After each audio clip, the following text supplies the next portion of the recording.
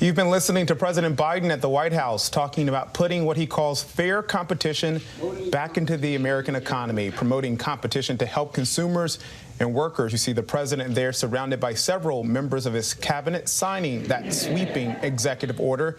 72 actions and recommendations to federal government agencies. The White House says will lower prices for families, increase wages for workers, and promote innovation and faster economic growth. I want to bring in my ABC News colleague, White House correspondent Karen Travers, an economist and senior fellow at Harvard University, Megan Green. Thank you both for joining me. Karen, let me start with you there on the North Lawn of the White House. The president called himself a proud capitalist.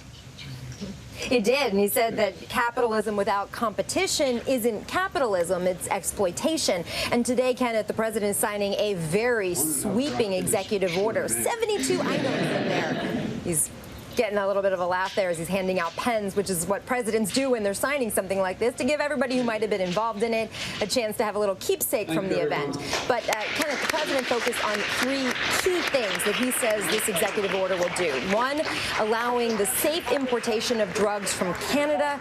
Two, allowing hearing aids to be purchased over the counter, that you don't have to go to a specialist. Let's hear what the president's saying here.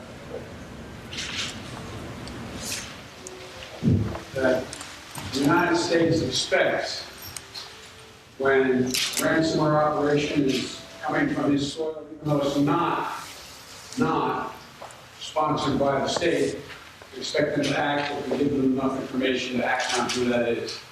And secondly, that we've set up a means of communications now on a regular basis to be able to communicate to one another when each of us thinks something's happening in another country that affects the home country. And so it went well. I'm optimistic. You said 3 weeks ago there would be consequences. Will there be, sir? Yes. A couple of questions there after he signed that executive order. It was a little bit tough to hear. Karen, I'll go to you and put you on the spot. Did you hear a little bit of the president's answer there?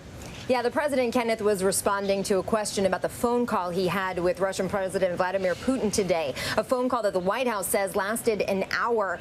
And in that conversation, they focused extensively on recent ransomware attacks. Of course, this was a big topic of their summit in Geneva, Switzerland last month.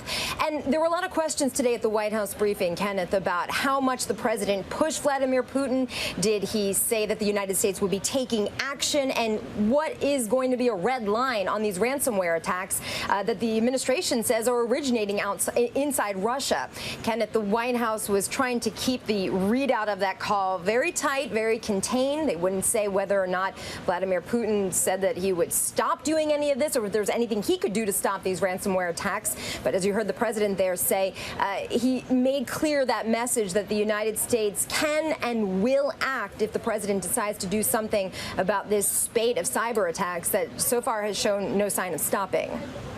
And we'll be covering more of that coming up soon on the breakdown. But turning back to this, the point and the focus of this event there at the White House, this latest event, Karen, the president interrupted you there answering those questions, but I think you were taking down the things the executive order is designed to do, banning or limiting non-compete agreements, allowing rule changes so that hearing aids can be sold over the counter, ban excessive early termination fees by internet companies, and a big one that's likely going to get a lot of attention, which is calling on the Department of Transportation to consider issuing rules requiring airlines to refund fees when baggage delayed or in-flight services are not provided as advertised, something that will be helpful to a lot of people who travel.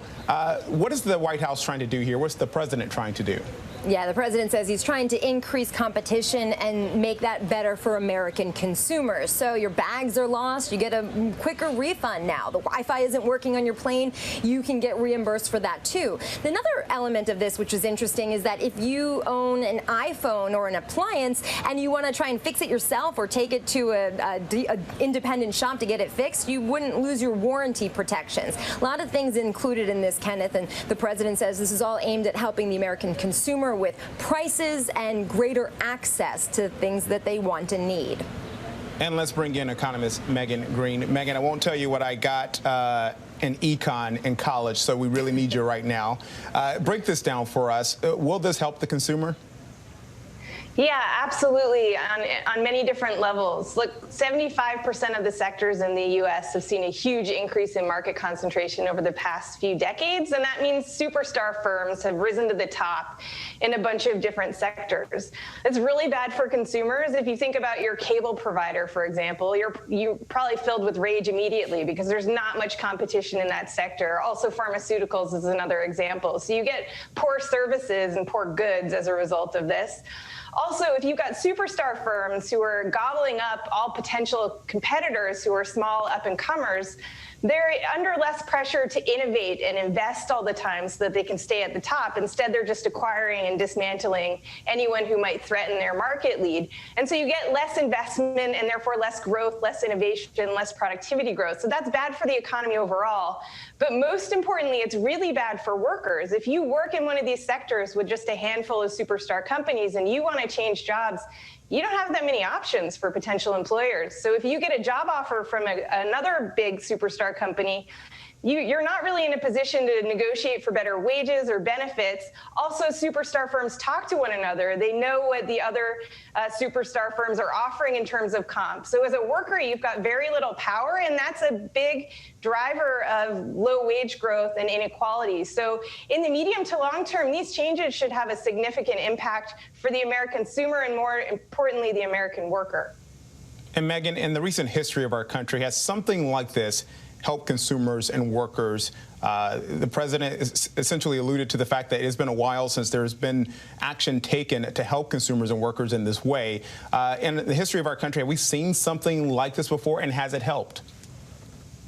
So we definitely have, and President Biden alluded to it when he talked about a round of antitrust, breaking up the big conglomerates, the railroads, the Vanderbilts, for example.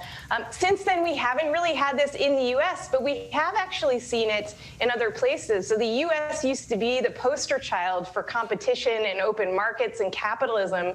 And while no one was really watching, actually, Europe has become much more competitive than the U.S., and that's largely because member states of the EU had to sign up to EU regulations. And so we actually have seen improvements in other parts of the world, but the U.S. has just kind of been backsliding for decades now, and it's really had big implications for Americans.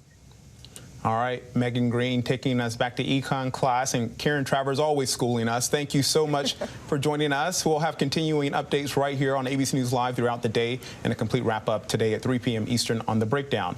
Thank you for joining us. I'm Kenneth Moton. Have a good rest of your day. Hi, everyone. George Stephanopoulos here. Thanks for checking out the ABC News YouTube channel. If you'd like to get more videos, show highlights, and watch live event coverage, click on the right over here to subscribe to our channel. And don't forget to download the ABC News app for breaking news alerts. Thanks for watching.